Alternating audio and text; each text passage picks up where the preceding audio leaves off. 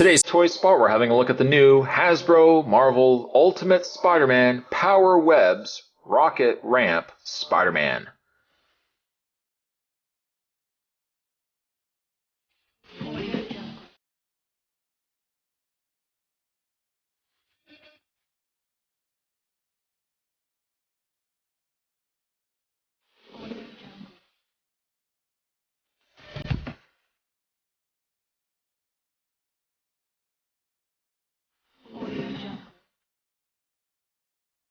The new line of figures from the new Ultimate Spider-Man cartoon. This comes to us from the good folks again at Hasbro. Now, I don't understand quite the concept of this toy line, as it appears that all the figures have some sort of elasticized piece of their limbs. In this case, you can see that Spider-Man has this blue, some sort of cord coming from his arm. Power webs indicated on the side. You flex and fire the character. Again, utilizing that power web, whatever you want to call them. On the back of the package, Spider-Man catches some air and launches into battle on his Power Webs hoverboard. Other ones that you can get down below. Zoom all the way in. Harness the full power of Power Webs. We have Venom, we have Spider-Man, and we have Iron Spider-Man. You can go to www.hasbro.com/Spider-Man for more. It's made in China. This Spider-Man is. What I am going to do is take a bit of a break. I'm going to get this opened up. When we come back, we're going to get a better look at Power Webs Rocket Ramp Spider-Man. Don't go anywhere. Stay tuned. Before we actually have a look at Spider-Man, you can see that these Power Webs Spider-Man does come with an instruction manual. Just shows you how to set up and fire the Ramp Rocket Spider-Man. Spot will do his best to try to indicate it without the use of this manual, as there are only 6 steps to follow. If not followed successfully, you could fire it in somebody's face, and that would not be a good thing. How about before we actually do the gimmick that comes with Spider-Man, let's actually have a look at the Spider-Man itself.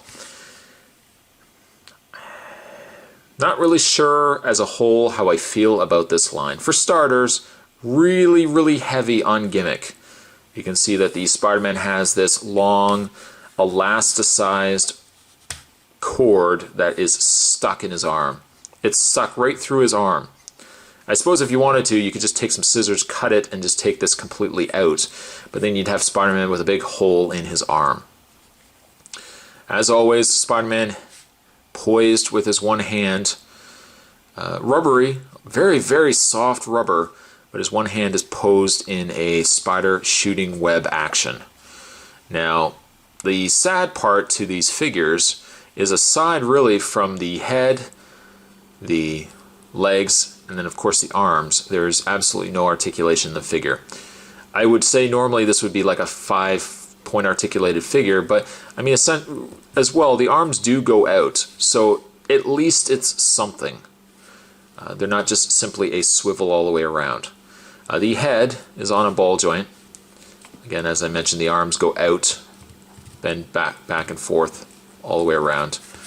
So you get some rotation, you get a fair bit in the actual arms, but then the legs are just this disappointing swivel. They don't do anything. And I know this is definitely a line geared more towards children, so you're not going to really put a lot of articulation into a figure such as this. On a figure design, I think it looks pretty good. I kind of like this short, stumpy little Spider-Man, as opposed to just a tall, skinny. I mean, normally I would like a tall, skinny Spider-Man, but just as a nice change of pace, I kind of like this design of Spider-Man, how he's just short and stumpy. I mean, again, he's very basic. This toy line as a whole, I think it's kind of ridiculous, but figure-wise, he's all right. He is all right. I think the real problem is when you get to this. And let's actually have a look at that now. He does come with a board, some sort of board. It looks like something that future Biff would be using in Back to the Future 2. I assume it can only be a skateboard. It looks like there would be some wheels or something going on the back. Now, there are peg holes. You can see there's a peg hole there, and then there's the two pieces that would go over top of the foot. The idea with Spider-Man is that you would take Spider-Man and you would peg his foot in, his heel in, and then you would slide his foot through just to secure out his foot. Do it with the other one. And there you have Spider-Man on his Biff Tanner hoverboard. You would then take this piece, this ridiculous rubber piece, and you would tuck it underneath. You see how there's a groove right there? Right? See right there? You would take this and you would put this all the way through, like so. So you have something that looks like that. Oh, no. It gets better. You then have a spider web ramp. And you see right here. And you would take, this is funny, you would take the web here and you would sandwich it. As you can see, you have to lay it flat.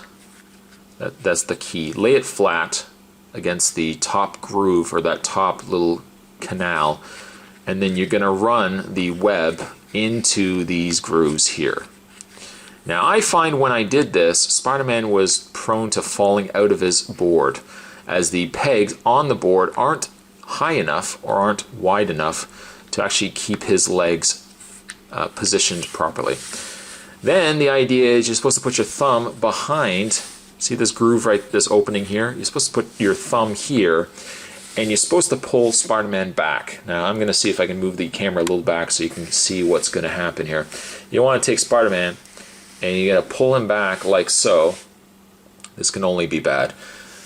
Pull him back, and what you're going to do is when you let him go, he's going to fire off. He's going to fire off this ramp, I guess, and become airborne. After that, who knows what's going to happen to him? Maybe he's going to be creamed against the side of a wall. Maybe he's going to hit a bus. So I'm hoping he's actually going to at least be aiming himself. But I mean, the idea of it is fun, I suppose, for a kid. Obviously, Spot's not going to lose sight of the fact that this is a very kid-heavy line that they're gearing this towards.